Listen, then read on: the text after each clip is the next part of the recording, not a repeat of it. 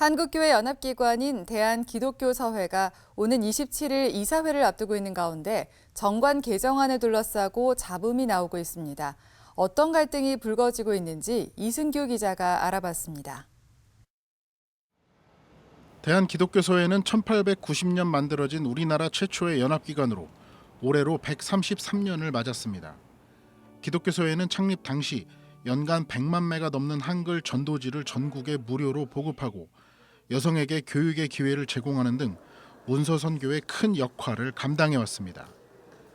기독교서회에는 대한예수교 장로회 통합총회, 기독교대한 감리회, 기독교대한 성결교회, 한국기독교장로회, 구세군 대한본영, 대한성공회, 기독교대한 복음교회 등 모두 7개 교단이 회원으로 가입해 활동하고 있습니다.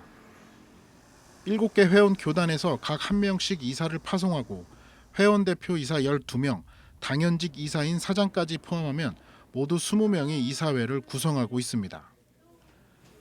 이사회를 앞두고 잡음이 새어나오는 이유는 상임이사 신설을 주요 내용으로 하는 정관 개정안 때문입니다. 정관 개정안이 그대로 이사회를 통과할 경우 상임이사직이 신설되고 이 상임이사는 사장 대신 이사회에 참석하게 됩니다. 정관 개정안에 따르면 상임이사는 이사회에서 선임하며 4년 임기에 연임할 수 있습니다.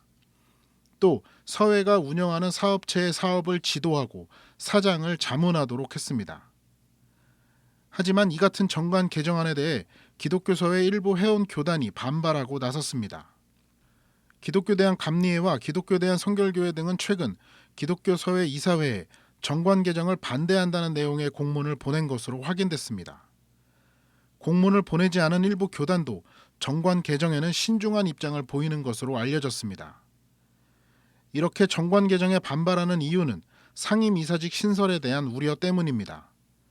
일부 회원 교단들은 정관 개정안이 통과될 경우 신설되는 상임이사의 정년 제한이 없다며 사실상 종신직과 다름없다고 주장했습니다. 실제로 정관 개정안을 보면 상임이사의 경우 4년 연임이 가능하다는 내용만 있을 뿐 정년은 언급하지 않았습니다. 사장의 정년은 70세로 하며 1년씩 2번까지 연장할 수 있다는 구체적으로 언급하고 있는 것과는 대조적입니다. 문제를 제기하는 회원교단들은 또 상임이사를 이사회에서 선출한다고만 되어 있을 뿐 교단 추천 등의 구체적인 선출 방법이 없어 교단 의사가 반영되기 어렵다고 말하고 있습니다. 일부 회원교단들은 정관을 이대로 개정할 경우 기독교서회의 공교회성이 상실될 수 있다며 교회연합 정신에도 저해될 것이라고 강조했습니다.